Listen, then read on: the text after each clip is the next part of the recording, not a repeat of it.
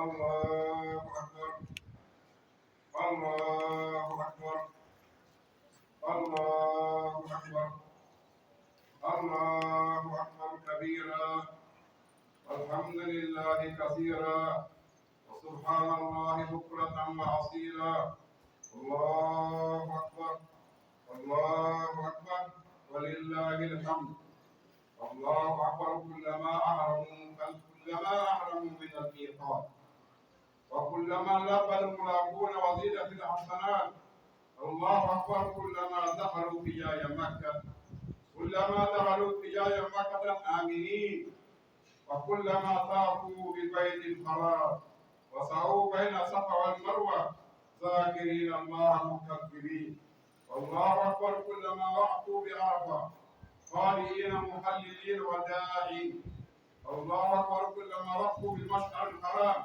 ذاكرين الله كثيرا الله أكبر كلما رموا الجمرات محلقين رؤوسهم ومقصرين الله أكبر كلما صارت منهم الحجرات خاشعين لربهم راجين وخائفين الله أكبر الله أكبر لا إله إلا الله الله أكبر الله أكبر ولله الحمد الحمد لله شرع لعباده عيدا يذكرونه فيه ويشكرونه على فضله وإحسانه وأشهد أن لا إله إلا الله وحده لا شريك له يستوي عنده ما في سر العبد وأعلانه وأشهد أن محمدا عبده ورسوله أرسله الله للتبليغ بالحق وتبيانه وصلى الله عليه وعلى آله وأصحابه الذين هاجروا وجاهدوا والذين آووا ونصروا وسلم تسليما كثيرا أما بعد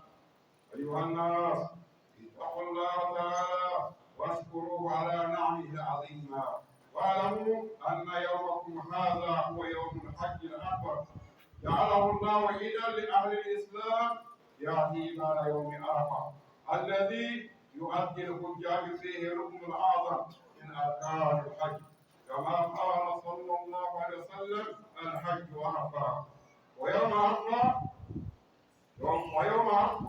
هو يوم العتق من النار يعتق الله فيه من بأربع ومن لم يقم بأرضها من المسلمين ممن تقبل الله توبته وصلحت أعماله ونيته ولذلك صار اليوم الذي يليه عيدا لجميع المسلمين من جميع أمصار من الحجاج وغيرهم باشتراكهم في العتق والمغفرة في يوم عرفة فكلما اشتركوا في المغفرة والعتق من النار يشتركون في هذا العيد الذي يتقربون فيه بذكر القرابين من الحدي والملاهي والحجاج يرمون فيه الجمرة ويشرعون في التحلل من إهرامهم ويقضون طقسهم ويوفون نذورهم ويطوفون بالبيت العتيق وأهل الأمصار يجتمعون على ذكر الله وتكبيره ويؤدون صلاة العيد في جمع حاسم وفي صعيد واحد ثم يذبحون بعد ذلك الأحياء وقد أمر الله نبيه صلى الله عليه وسلم أن يجعل شكره على إيتاء الكوثر أن يصلي لربه وينحر فمن خصائص هذا اليوم المبارك ذبح الهدي للحجاج وذبح الهداي للمسلمين من الحجاج وغيرهم والهداي سنة أبيكم إبراهيم ومحمد صلى الله عليه وسلم وعلى جميع الأنبياء والمرسلين فإن الله سبحانه شرعها لإبراهيم حين فدا ابنه الذي أمره بذبحه امتحانا له فبادر بامتثال أمر ربه فلما أسلم وتله للجبين وناديناه أن يا إبراهيم قد صدقت رؤيا إنا كذلك نجزي المحسنين إن هذا لهو البلاء المبين فبديناه بذبح عظيم. Gloire Allah, Seigneur de l'univers. Nous le glorifions, nous implorons son secours, nous demandons son pardon. La guidance est dans sa main, il guide qui il veut. Celui qui a été guidé par Allah, on ne trouvera personne pour l'égarer. tandis que celui qui a été égaré par lui, on trouvera personne pour le guider. Nous attestons que Allah est unique dans son être. Nous attestons et témoignons que Allah est unique dans sa divinité. Il est unique dans son adoration. Il est unique dans ses noms et attributs. Nous témoignons également que notre bien-aimé, le prophète Muhammad, sallallahu alayhi wa sallam, est son serviteur et messager. Gloire à Allah qui a légiféré pour nous une fête. Fête pendant laquelle nous allons les invoquer et nous allons les remercier. Ou à cause de sa grâce, la grâce qu'il nous a accordée et sa bienfaisance. Serviteur d'Allah, aujourd'hui, c'est notre fête. Allah nous a légiféré cette fête-là. Et c'est pour Allah, sachant que pour Allah, ce que nous faisons en cachette et en apparence, il est au courant de nous. Serviteur d'Allah. Serviteur d'Allah, comme je le disais tantôt, aujourd'hui, c'est la fête des musulmans. Ce que nous appelons communément la grande fête, la fête des Tabaski. Certains l'appellent la fête des moutons, certains l'appellent le nom de la fête des moutons, parce que c'est une fête pendant laquelle les musulmans vont égorger, ils vont égorger leurs sacrifices. Donc aujourd'hui, c'est notre fête, c'est une fête à moi. On doit glorifier Allah, on doit l'implorer plusieurs fois, on doit invoquer son nom plusieurs fois. Serviteur d'Allah. Craignez Allah, Allah subhanahu wa ta'ala, et remerciez-lui encore de ses grâces et sa miséricorde qui sont grandioses. Et sachez que votre journée d'aujourd'hui, c'est le jour où les pèlerins accomplissent de grands pèlerinages. Aujourd'hui, ils accomplissent de grands pèlerinages. Et pour nous autres qui n'ont pas participé au pèlerinage, c'est pour nous une fête. C'est pour nous une fête, c'est pour eux également une fête. C'est pour nous tous une fête. Aujourd'hui, alors que hier, les pèlerins étaient sur le plateau de Arafat. Arafat, c'est le jour où les pèlerins accomplissent le plus grand prier du pèlerinage. Et c'est le jour où Allah a franchi, Allah rançonne beaucoup de têtes qui étaient destinées à aller dans l'enfer, mais Allah va affranchir les portes, ils n'iront plus dans l'enfer. Ça, c'est une grâce qu'Allah a accordée à cette communauté. Et à cause de soi, on doit le remercier infiniment. C'est à lui qu'appartient tous les remerciements. Serviteur d'Allah. Comme je le disais tantôt, hier, les pèlerins étaient sur le plateau de Arafat. Arafat, comme le prophète sallallahu alayhi wa sallam a dit, Al-Hajj Arafat. Le pèlerinage, c'est le jour de Arafat. Si Arafat te rate, le pèlerinage de l'année en cours t'a raté jusqu'à l'année prochaine. Arafat, comme je le disais, c'est un grand jour. Un jour grandiose, un jour pendant lequel des millions et des millions qui étaient destinés à aller dans l'enfer, Allah va franchir les portes. Ils n'iront pas dans l'enfer. C'est ceux parmi lesquels il y a des pèlerins et il y a les non-pèlerins qui ne sont pas partis au pèlerinage. Cet affranchissement n'est pas seulement réservé aux pèlerins qui sont sur le plateau de Arafat, mais également nous qui sommes là, dans tous les villages où il se trouve l'islam, où il y a des musulmans qui invoquent Allah. Sachez que Allah a accordé cette grâce-là à tous les gens. Cette grâce n'est pas réservée seulement à ceux qui sont partis à la Mecque, qui ont accompli le pèlerinage. Donc nous sommes tous dans cet affranchissement et nous demandons au Seigneur de l'univers de faire de nous parmi les gens qu'il a franchi les portes et qui vont aller dans le paradis quand on va. Serviteur d'Allah, ceux dont Allah a accepté les repentir, que ce soit parmi les pèlerins, que ce soit parmi les gens qui n'ont pas participé au pèlerinage, c'est eux qui vont bénéficier de cet affranchissement. Voilà pourquoi le jour d'après, qui vient le jour d'Arafat, qui est aujourd'hui, c'est une fête. C'est une fête pour toute la communauté musulmane, que ce soit les pèlerins ou les non-pèlerins. Cette fête-là, c'est pour nous tous. Parce que Allah nous a tous associés dans l'enfranchissement hier, qui était le jour de Arafat, aujourd'hui, le lendemain, qui est aujourd'hui, il y a une fête pour chacun d'entre nous. Fête au cours de laquelle on va se rapprocher d'Allah subhanahu wa ta'ala. En faisant quoi? En négociant des sacrifices. Ceux qui ont les moyens, qui ont acheté des animaux, tout de suite après la prière, qu'est-ce qu'ils vont faire? Ils vont aller égorger des animaux. C'est une fête au cours de laquelle on va égorger les sacrifices. Les pèlerins et ils vont égorger les hadiyas, les dons qu'ils ont amenés, alors qu'ils ont acheté à la Mecque pour offrir la viande aux pauvres qui se trouvent sur le lieu sacré, le lieu le lieu de la Mecque. Et quant à nous autres, alors nous allons manger à partir des bêtes que nous allons sacrifier et nous allons faire aussi des sacrifices aux besognés, aux pauvres, ceux qui n'ont pas les moyens d'avoir un animal à égorger. Quant aux pèlerins, alors ils vont partir pour aller lancer les cailloux au grand stèle du Satan. Aujourd'hui, puisqu'il y a 3 stèles, mais aujourd'hui, c'est le grand stèle seulement qui va être lancé, où on va lancer les cailloux. Ça, c'est pour les pèlerins. Et ensuite, alors ils vont se raser ou bien ils vont se coiffer. Ils vont commencer à sortir de leurs interdits. Parce que dès qu'on se sacralise pendant le pèlerinage, dès qu'on se sacralise, il y a des choses qui sont interdites. Mais à partir du moment où on a lancé le caillou sur le grand stèle du Shaitan, on est parti à la Mecque, ou bien on n'est même pas parti à la Mecque, si on n'est pas parti le même jour, on revient vers les tentes et bien on rase les têtes ou bien on les voit. À partir de là, on commence à sortir de nos interdits parce que nous allons enlever les pagnes blancs. On va porter maintenant nos pagnes sanitaires. On peut utiliser le savon, mais tant qu'on n'est pas parti à la Mecque, pour faire le tawaf et l'ifada, le sa'i ou le safa ou le marwa, on n'a pas le droit de toucher à nos femmes. Mais quand nos habits, on a le droit de les changer, de porter nos habits habituels. Pour ceux qui sont partis à la Mecque, il s'agit bien. En ce moment, les pèlerins, ils sont sur ça. Le pèlerinage est une grâce qu'Allah n'a pas accordée à chaque personne. Donc, ils vont commencer à sortir de leurs interdits, ils vont accomplir leurs vœux et ils vont aller faire les circuits de la maison antique. La maison antique, c'est quoi? C'est la Kaaba, Baytullah el Haram.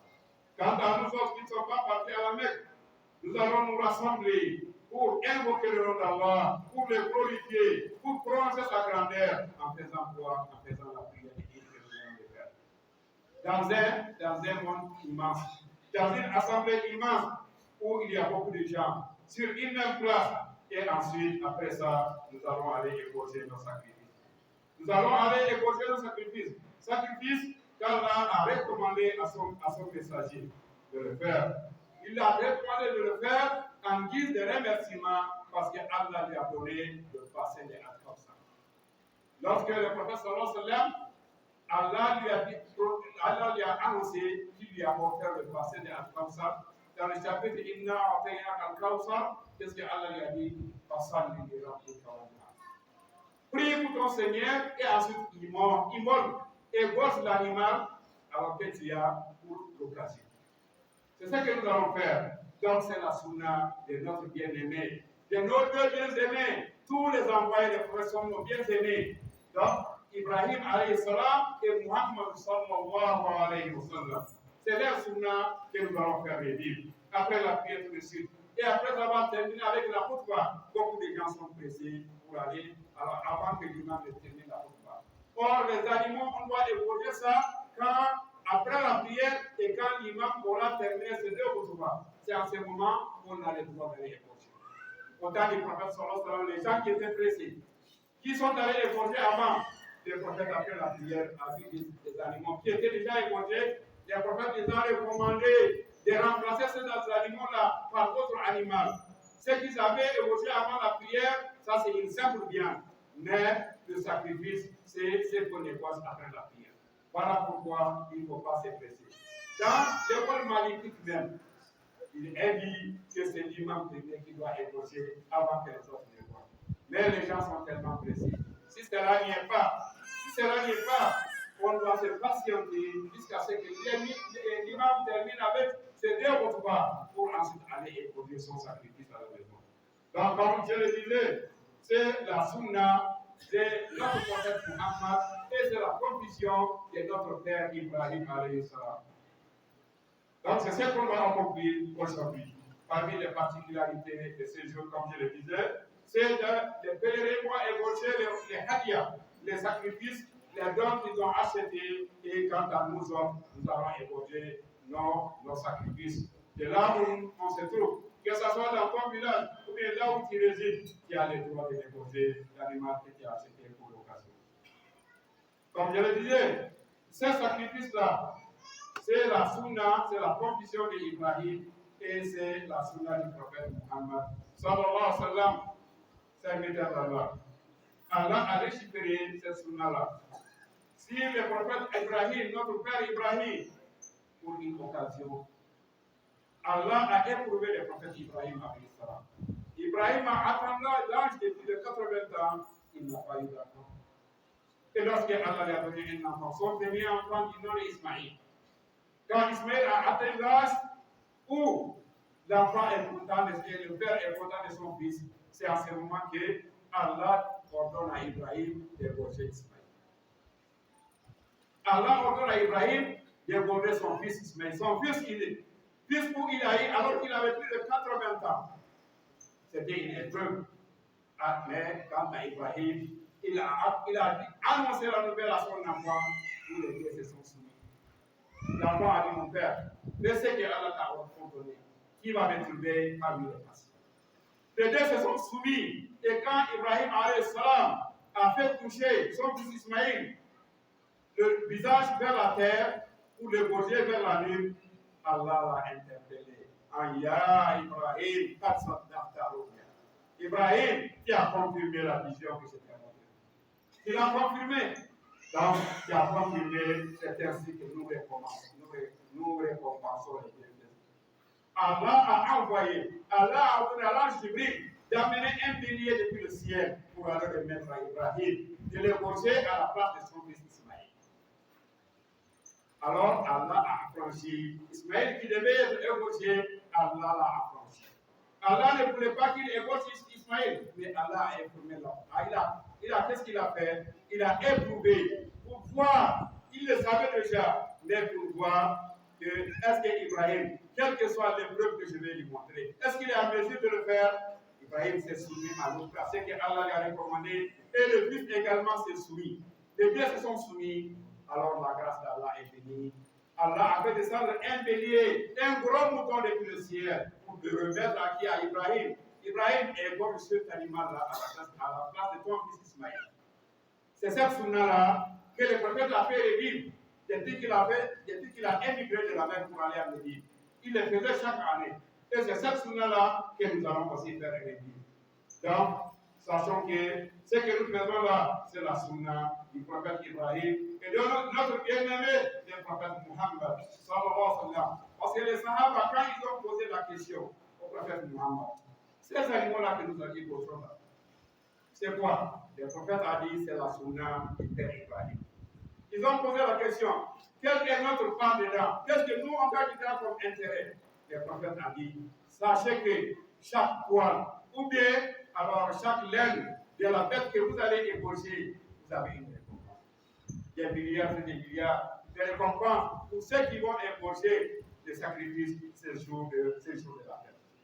Des milliards et des milliards de récompenses, c'est ce que vous allez obtenir, qu'Allah vous l'accorde. Voilà pourquoi, frères et sœurs, ceux et celles qui ont les moyens d'égorger un animal, même s'il n'a pas eu l'occasion de le trouver aujourd'hui, 3 jours après aujourd'hui, il peut l'acheter et l'égorger. C'est toujours permis. Parce que le jour de Eid, la meilleure façon, c'est de l'égorger le jour de Eid. Mais 3 jours après la Eid également, pour quelqu'un qui n'a pas Eid, c'est qui a le droit de l'acheter et l'égorger. Pour faire revivre cette sunna du prophète Ibrahim et de notre bien-aimé le prophète Muhammad, sallallahu alayhi wa sallam, et avoir plusieurs récompenses. Donc, cette sunna, on doit l'appliquer. Si on a les moyens, ceux qui ont les moyens, alors on doit les faire. أقول قولي هذا وأستغفر الله لي ولكم ولسائر المسلمين من كل ذنب فاستغفروه إنه هو الغفور الرحيم. الله أكبر الله أكبر الله أكبر الله أكبر الله أكبر لا إله إلا الله والله أكبر الله أكبر ولله الحمد. الحمد لله معيد الجمع والأعياد ليفيد فيها من الخيرات على العباد. وأشهد أن لا إله إلا الله وحده لا شريك له شهادة أدخرها ليوم الميعاد. وأشهد أن محمدا عبده ورسوله فكشف الله به الأمة وجاهد في الله حق جهاده حتى أتاه اليقين صلى الله عليه وعلى آله وأصحابه وسلم تسليما كثيرا. أما بعد، أيها الناس اتقوا الله تعالى واشكروه على نعمة الإسلام الذي أكمله لكم وأتم عليكم نعمه ورضي لكم دينا ورضيه لكم دينا. أيها المسلمون عباد الله، اعلموا رحمكم الله أن أفضل الهداه أكرمها وأسمنها وأغلاها ثمنا وتقي الشعب عن رجل وأهل بيته والبنة والبحر عن سبعة والمجزي من الدار ما تم له 16 فأكثر ومن المعز ما تم له سنة ومن البحر ما تم له سنتين ومن الإبل ما تم له 5 سنين. واجتنبوا ذوات العيوب فإنها لا تجزي في الإله. Allah, Seigneur de l'univers, les saluts et les bénédictions sur notre bien-aimé, le prophète Muhammad, et sa noble famille et ses compagnons fidèles, et tous ceux qui ont œuvré pour la cause de l'islam jusqu'au jour de Yom al-Qiyamah.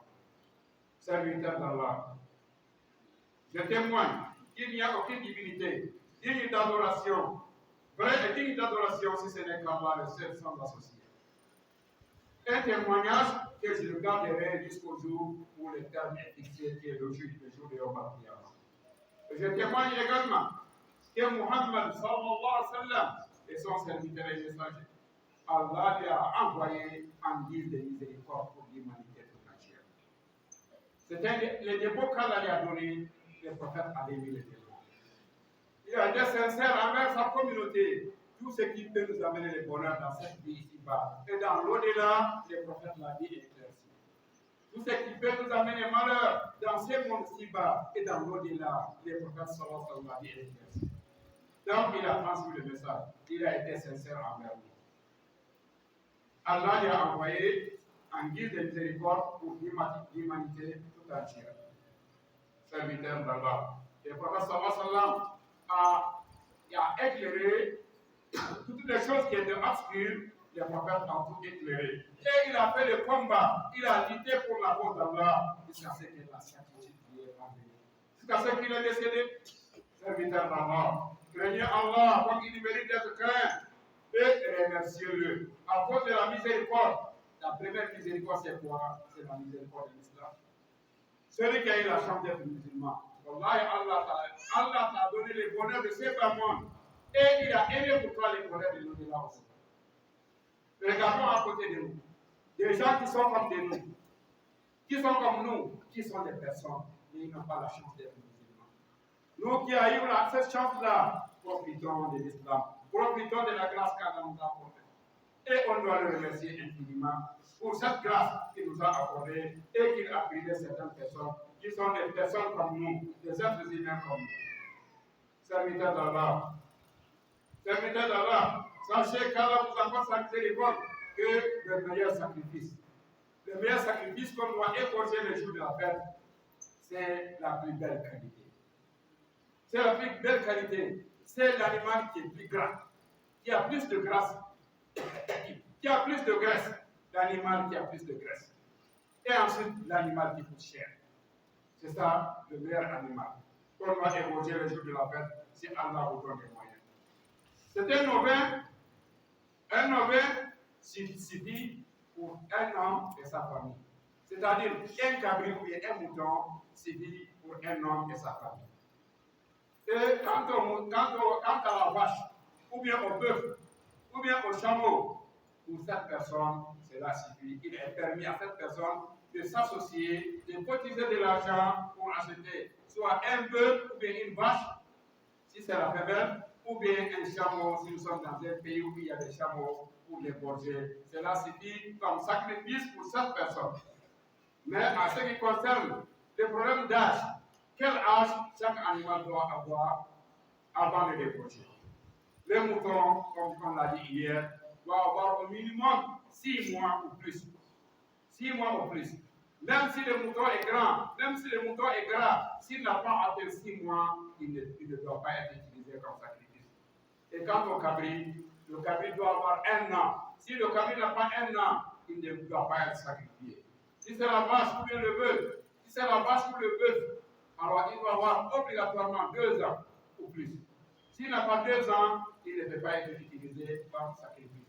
Et quant au chameau, le chameau doit avoir 5 ans. Si le chameau n'a pas 5 ans, il ne doit pas être utilisé comme sacrifice. Éloignez-vous des animaux qui ont les défauts.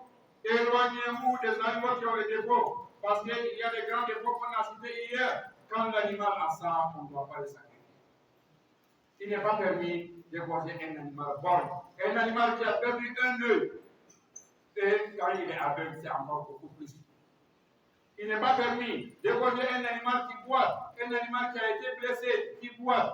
Là, on le voit d'une manière claire que c'est un animal qui boite. Il n'est pas permis pour l'égorger comme sacrifice. Parce que cela ne suffit pas.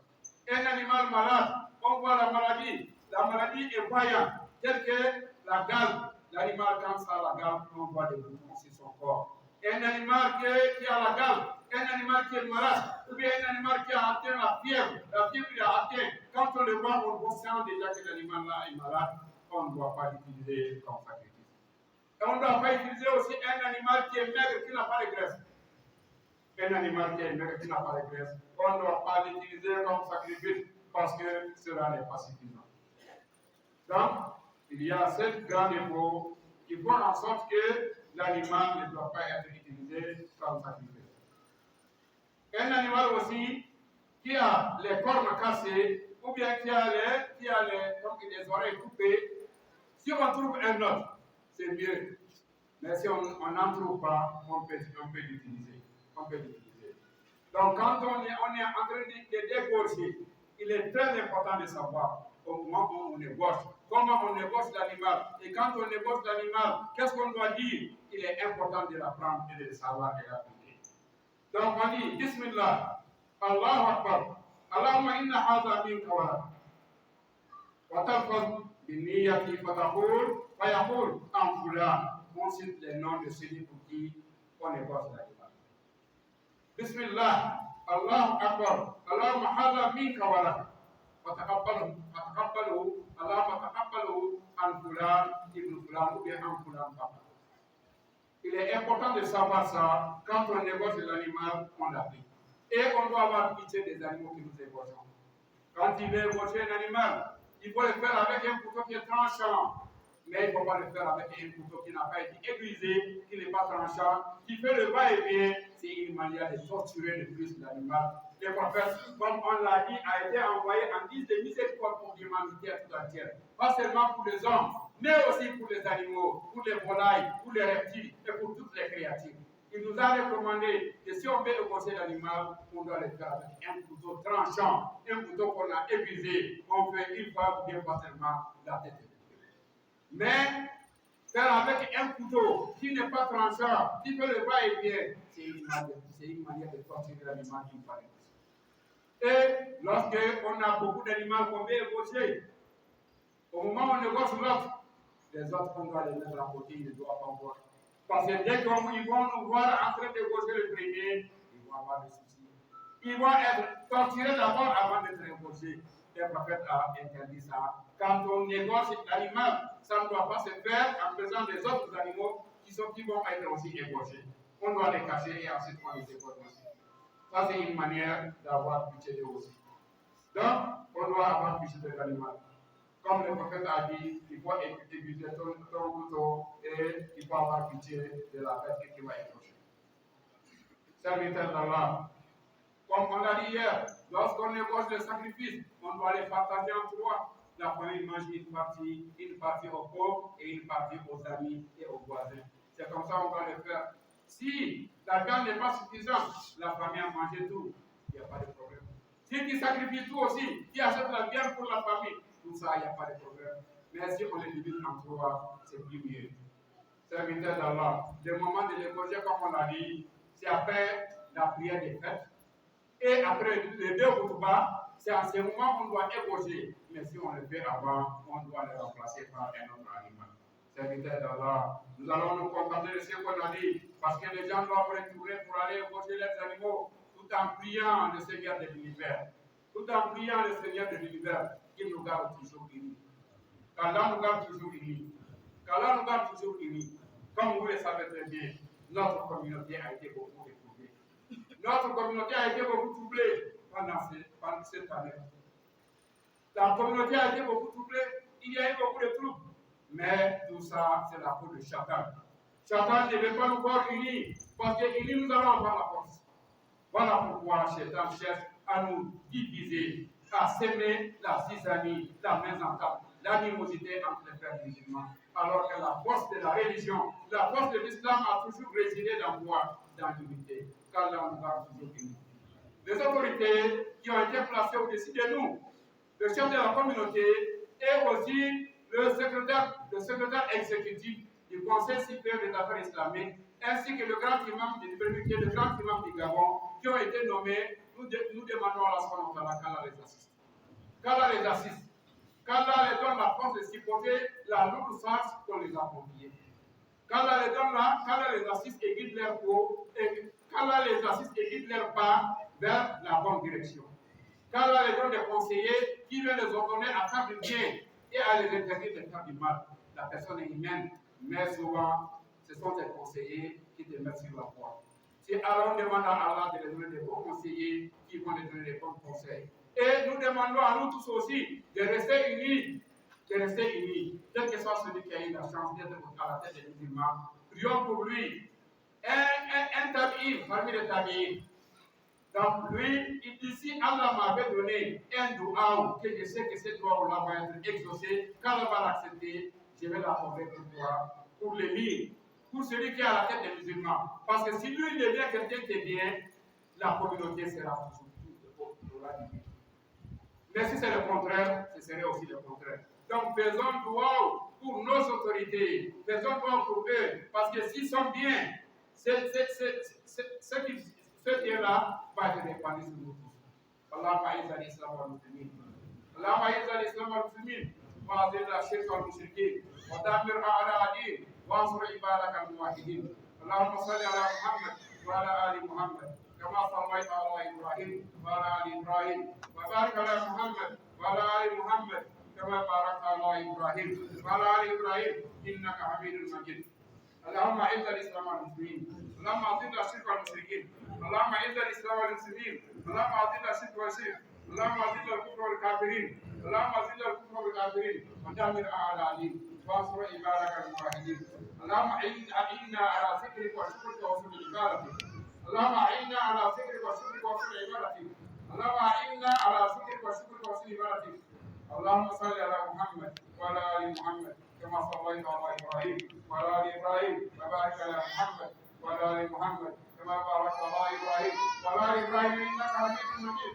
سبحان ربك رب العزه عما يصفون وسلام على المرسلين والحمد لله رب العالمين.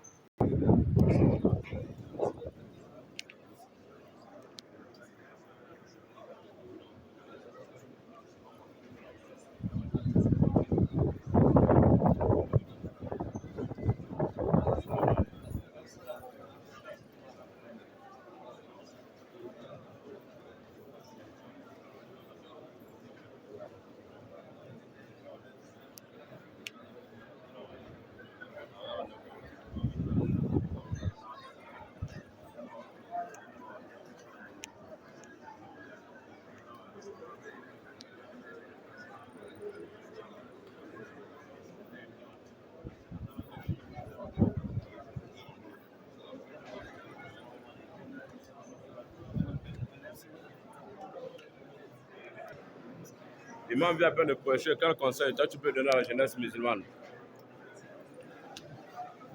Tu peux parler en langue. Parle en langue, il n'y a pas de problème. Tu parles un peu fort. Quel conseil tu peux donner à la jeunesse musulmane?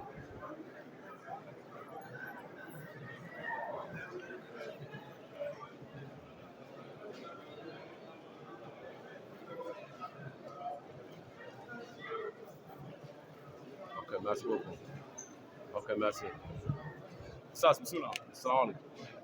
L'imam vient à peine de prêcher. Quel conseil vous pouvez donner à la jeunesse musulmane?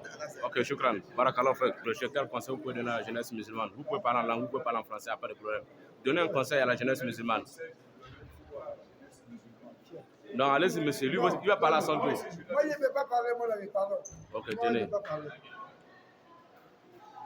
Comme nous venons d'écouter le nom tout à l'heure, Ouais. on a conseillé qu'à tout prix nous devons être unis. Et c'est ce dont la jeunesse musulmane a besoin d'être unie d'abord. Donc après nous avoir unis, on pourra maintenant continuer avec le reste. Que Dieu nous assiste. Amin ya Rabbi. Dieu nous assiste. Amin ya Rabbi. Dieu donne la force à tous les musulmans Amin ya dans le Rabbi. monde entier. Amin ya Rabbi. Inch'Allah, c'est les prières et les invocations de Dieu. Amin ya Rabbi. On fera le reste, Inch'Allah. Wa alaikum salam. On remercie Allah subhanahu wa ta'ala qui a la facilité. On a bien réveillé. On a bien assisté à la prière. Inch'Allah, c'est les précoces. Et Allah a facilité, Inch'Allah. Allah ta'ala les élèves. Amin ya Rabbi. Et nous, on est là. Et Allah nous facilite. Amin ya Rabbi. Ensemble.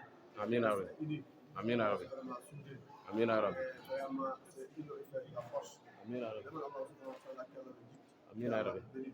Amin ya Rabbi. Nous aussi, qui est devant de l'islam. Amin ya Rabbi. Inch'Allah. Inch'Allah. Allah a besoin d'assumer pour ces journalistes. Amin ya Rabbi. Merci. Allez-y, on vous écoute. الحمد لله رب العالمين والصلاة والسلام على رسول الله وعلى آله وصحبه أجمعين أما بعد السلام عليكم ورحمة الله وبركاته. Wa alaikum salam wa rahmatullahi wa barakatuh. On remercie Allah subhanahu wa ta'ala. Allah nous a accordé, alhamdulillah, on a fait notre prière, Eid al-Akbar, alhamdulillah rabbil alamin. Ça c'est le bienfait d'Allah subhanahu wa ta'ala. Alhamdulillah, Imam, Inch'Allah, il a parlé dans le khutbah, il a dit notre jeunesse musulmane de France, lui, pour dire un peu partout. Inch'Allah, ta'ala, il nous demande d'aimer. Amin ya Rabbi. On nous demande d'aimer. Amin ya Rabbi. On demande Dieu aussi. Dieu n'a qu'à nous donner d'aimer. Amin ya Rabbi. Dieu n'a qu'à nous. Inch'Allah. Inch'Allah, ta'ala. Donc, c'est ça. On Ok. va faire beaucoup de doigts à nous autorités. L'imam nous a demandé aussi de faire beaucoup de doigts à nous autorités. Oui. Et Allah nous donne la force et les charges lourdes qu'ils ont portées. Et Allah donne la force pour maintenir cela, Inch'Allah. Amin ya Rabbi. Barakallahu fikum, jazakumullah khair. Assalamu Et Allah nous alaikum. montre beaucoup d'années. Et Allah Amin ya accepte Rabbi. notre adoration. Amin ya Rabbi. Connecté, bismillah, Fadal. J'appuie ou bien C'est bon, c'est déjà ça travaille. Alhamdulillah rabbil alamin wa salatu wa salam ala rasulillah wa ala alihi wa sahbihi wa man tabi'ahum bi ihsan ila yawmiddin. Amma ba'd, assalamu alaykum wa rahmatullahi wa barakatuh. Wa alaikum salam wa rahmatullahi wa barakatuh. On commence à vous parler de bonne fête d'abord, tout le monde, qu'Allah accepte nos œuvs. Amin. Allahumma minna wa minkum salihul a'mal. Amin ya Rabbi. Qu'Allah accepte, qu'Allah nous pardonne nos péchés, qui pardonne nos morts, qui nous ont procédés à la foi. Amin ya Rabbi. En ce jour de fête, il est recommandé de beaucoup faire les takbirat. Donc, Amin. c'est un jour où Allah subhanahu wa ta'ala il nous a facilité pour qu'on puisse être en joie, qu'on puisse le glorifier. Amin ya Donc, Rabbi. pour faire des désordres, donc on doit toujours faire l'adoration parce que toute fête c'est une adoration. Donc cette fête c'est la grande fête qui se fait en 3 jours. Donc on doit faire tous les takbirat partout où on s'en va. Donc Allahu Akbar, Allahu Akbar, Allahu Akbar, la ilaha illallah, Allahu Akbar, Allahu Akbar, wa lillahi alhamd. Donc pour les hommes on fait à haute voix, pour les femmes on fait ça À voix à basse. basse. D'accord. Donc on doit se féliciter mutuellement, on doit saluer les familles, on doit voilà. Mhm. Et la période de l'émulation. Donc après ça on doit se retrouver et puis partager les repas, la joie. Voilà, donc qu'Allah encore accepte et qu'il nous Amin ya Rabbi. facilite, qu'il pardonne à nos morts. Amin ya Et Rabbi. comme aussi en ce jour, Allah il a franchi beaucoup du feu de l'enfer. Amin ya Rabbi. Donc c'est en ce jour-là qu'il faut aussi beaucoup invoquer aussi pour nos parents, invoquer aussi pour nos frères Amin ya Rabbi. qui n'ont pas pu assister à ces fêtes. On demande à Allah aussi de nous faciliter de voir encore d'autres fêtes Amin ya afin Rabbi. de pouvoir encore l'adorer davantage. Amin ya Rabbi. Donc, wa sallallahu ala nabiyyina Muhammad wa ala alihi wa sahbihi wa sallam. Assalamu alaikum Wa alaikum salam wa rahmatullahi wa barakatuh. Barakallahu fik. Merci beaucoup, frère.